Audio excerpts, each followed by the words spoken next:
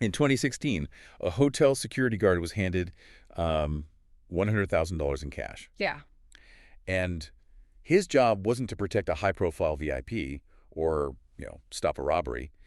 His job was to make a piece of surveillance tape simply disappear. Just completely vanish. Right. So today, we're looking at a massive stack of trial documents, policy analyses, and court transcripts from 2025 and 2026. We're exploring how a billion-dollar music empire functioned less like a record label and, well, more like an organized crime syndicate. It's a really heavy deep dive today. It is. But before we get into the mechanics of how a corporation hid this systemic abuse for over a decade, I want to set a very specific ground rule for you as you listen to this deep dive. Which I think is a vital ground rule, especially considering how these true crime stories are usually consumed by the public. Absolutely, because this is not a story about a perpetrator's fame or, their psychology or the spectacle of a fallen billionaire. Right, no psychoanalyzing here. Exactly.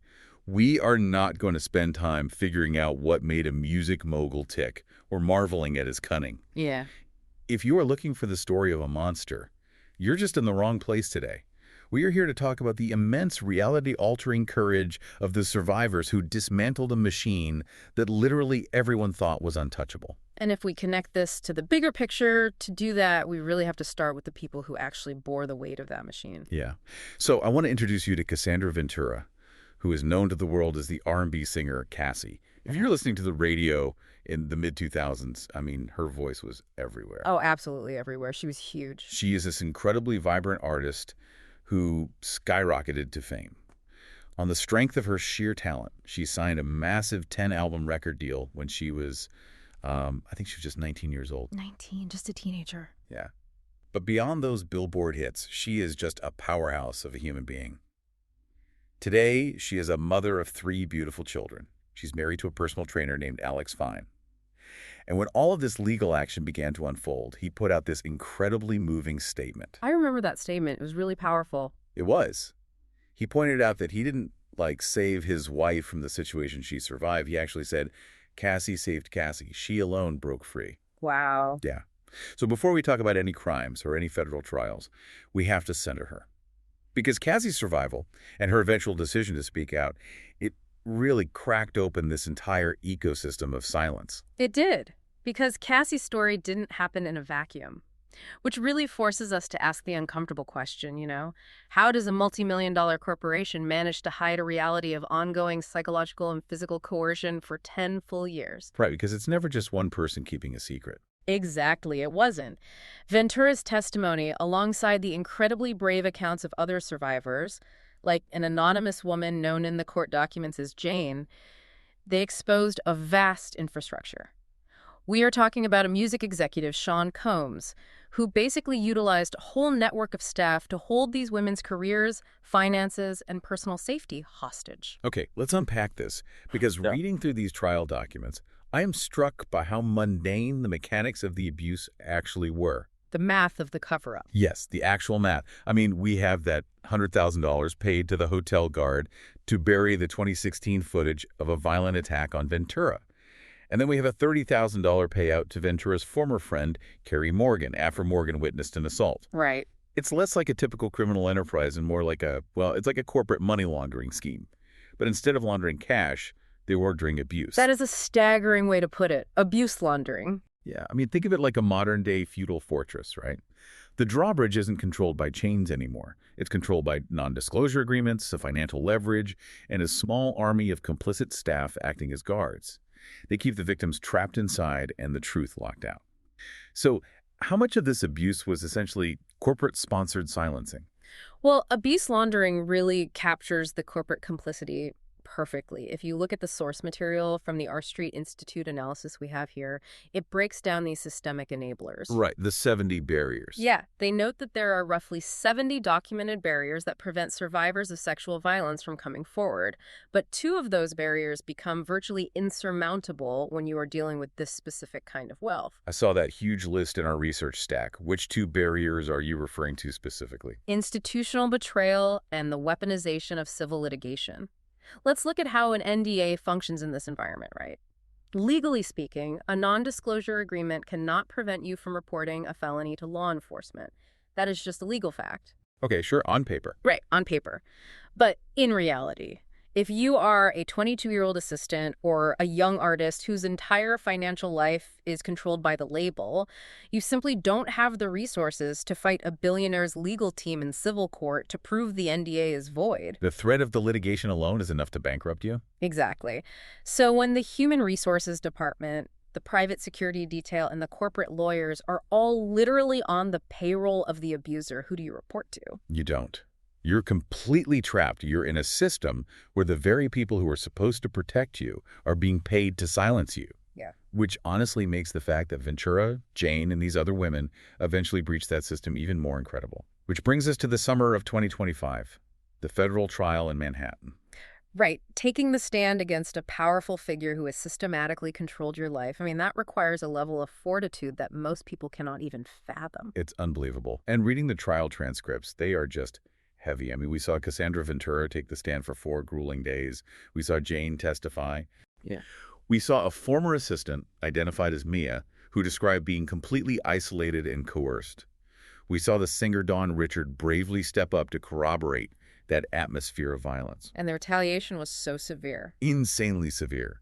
We even heard from the rapper Kid Cudi, who testified that his car was firebombed in a driveway simply because he dared to date Ventura. The pattern of violence and retaliation was laid out so meticulously. And yet, and this is what we need to talk about, the jury's verdict in July 2025 was incredibly split. It was a highly complex legal outcome. What's fascinating here is the contrast. The jury acquitted the perpetrator on the overarching charges of racketeering, conspiracy, and sex trafficking. However, they did convict on 2 counts of violating the Mann Act. Okay, wait, I need to pause here because I'm really struggling with the jury's logic. A lot of people are. Let's define these terms for a second. Racketeering, that's the REACO Act, right? The law the federal government basically used to take down the mafia. That's the one. So how does that even apply to a music label, and why did the jury acquit on it? That's a great question. So, ARCO, the Racketeer Influenced and Corrupt Organizations Act, isn't just for the mob. It applies when an quote-unquote enterprise is used to commit a pattern of crimes. Okay. The prosecution argued that the music empire itself, with all its security guards, fixers, and NDAs, was the corrupt enterprise. But here's the catch. To convict on ARCO, the jury has to be convinced beyond a reasonable doubt that the entire apparatus was operating primarily as a criminal syndicate. Oh, I see. Yeah, juries often really struggle to apply RICO to a legitimate, functioning business that is also simultaneously producing actual chart-topping music. Okay, so they acquit on the corporate conspiracy part. But what about the sex trafficking? I mean, if the jury saw the video footage and they heard the testimonies about a literally firebombed car and forced participation in these multi-day encounters with escorts, how on earth do they acquit on trafficking but convict on the Mann Act? Yeah. It feels like a massive contradiction to me. It does feel like a contradiction, yeah. And it exposes a massive gap between how the law is written and how human beings actually survive trauma. So the Mann Act simply makes it a federal crime to transport individuals across state lines to engage in prostitution. Okay. The jury found sufficient evidence that the executive paid to transport escorts across state lines for these coerced encounters. But sex trafficking requires proving that the participation was induced by force, fraud, or coercion. And this is exactly where the defense strategy exploited a profound misunderstanding of human psychology. Oh, you're talking about how the defense weaponized the survivor's own text messages, right? Exactly. Because I was reading the trial coverage, and the defense lawyers practically built their entire case around showing the jury messages where the victim sounded affectionate, or, pointing out that they didn't run away at the first opportunity. They framed their survival tactics as consent. Precisely. Yeah. And this is where we have to talk about the biology of trauma bonding, because when a person is subjected to long-term coercive control, their brain is just constantly flooded with cortisol and adrenaline. So they aren't thinking normally. Right. We often hear about the fight or flight response, but trauma experts like Dr. Don Hughes, who actually testified at the trial, they emphasize the fawn response. Fawn. Like fawning over someone. Yeah. Exactly. When you cannot fight and you cannot flee, your brain tells you to fawn, to appease your abuser, to placate them, to act affectionately, just to keep the temperature down and, frankly, stay alive. So what does this all mean for the courtroom? Sending a text message saying, "I miss you," to the person who assaulted you isn't proof of a loving relationship. It's a de-escalation tactic. Yes. It's basically a hostage negotiating for their life over a text message. Exactly. It is a deeply ingrained biological survival mechanism. But because our legal system does not require juries to undergo deep, mandated trauma-informed training, they look at those text messages, they look at the delayed reporting, and they mistakenly interpret those survival tactics as voluntary consent. That is so frustrating. It is. They struggle to convict on trafficking because the victim doesn't look like the stereotypical victim who fights back immediately and just never looks back. If you're listening to this, I really want you to think about what that means. If our legal system requires a perfect victim, someone who does exactly what a jury sitting safely in a courtroom thinks they would do in that situation, then the system is inherently designed to fail victims of long-term coercive control. Absolutely designed to fail them. Because the law is looking for a stranger in a dark alley. It does not know how to prosecute the slow, methodical erosion of a person's autonomy over 10 years. And because of that massive gap in the law, we arrived at the October 2025 sentencing. Because the conviction was limited to just the Mann Act violations, the federal sentencing guidelines were much, much narrower. The perpetrator received 50 months in federal prison, a $500,000 fine, and 5 years of supervised release. 50 months. I mean, if you're thinking 50 months, that's barely over 4 years. People get more time for stealing cars.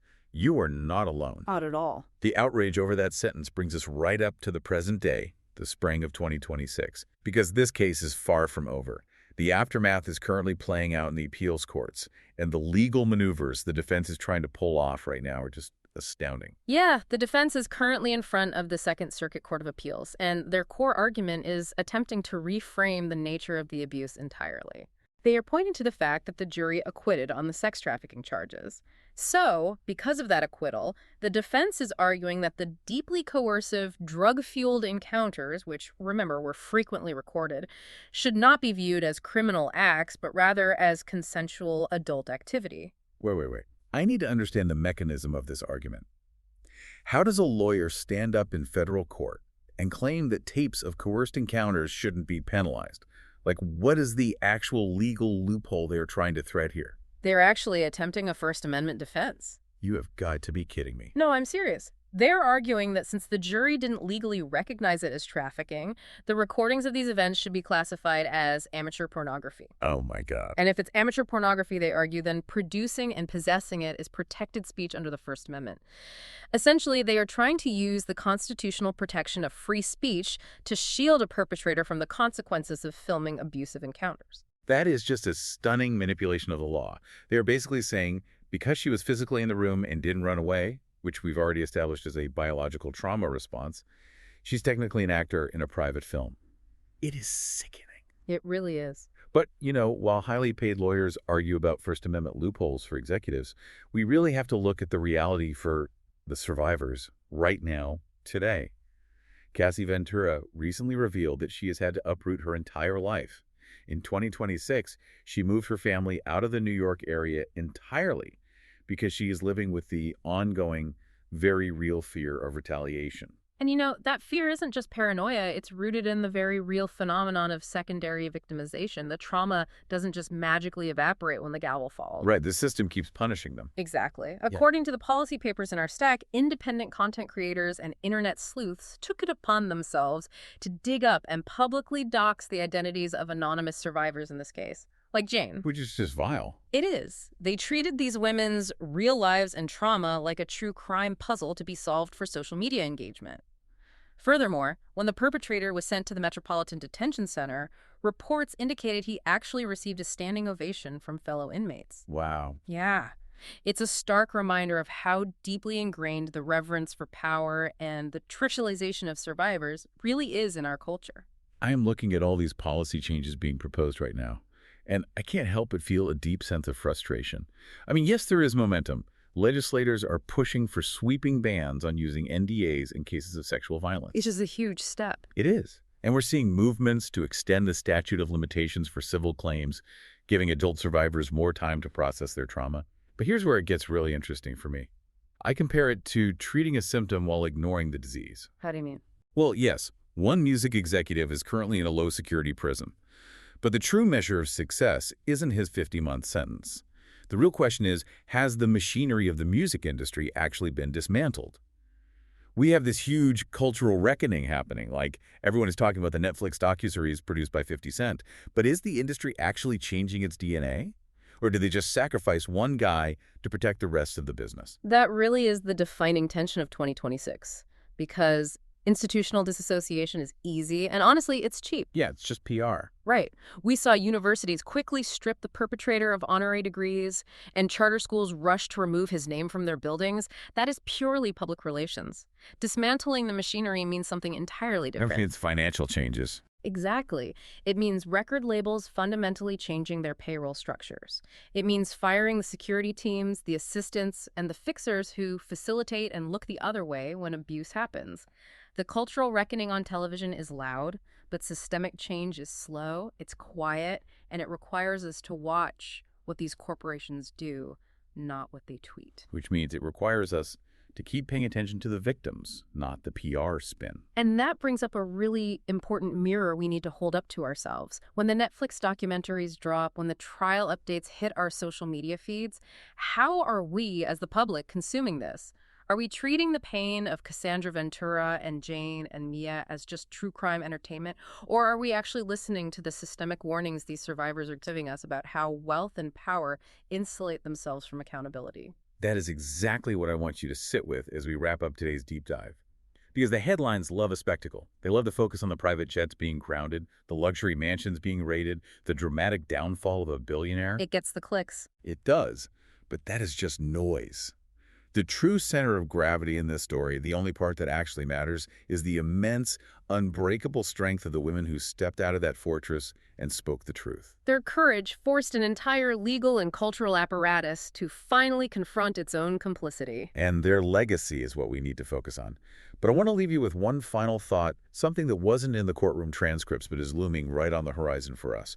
Think about the incredible difficulty these women faced just to prove what happened to them, fighting against paper NDAs and paid security guards. It was a monumental fight. Right. So if a music empire in 2025 could successfully use payroll and legal threats to hide physical violence for a decade, what happens tomorrow? What happens when these same corporate fortresses have access to advanced AI and deepfakes? Oh, that is terrifying. We are entering an era where powerful abusers won't just bury the surveillance tape. They will digitally alter it to gaslight the victims, the public, and the juries into believing the abuse never even happened. The machine of silence isn't dead. It is just upgrading its technology. It's a chilling thought, yeah. And it underscores exactly why the truth has to be protected with such vigilance. Which is why we have to remember who fought for that truth. Think about Cassandra Ventura. Think about Jane. Think about Mia and Dawn Richard and all the unnamed women whose stories we may never know. They didn't just win a civil settlement, and they didn't just secure a partial criminal conviction.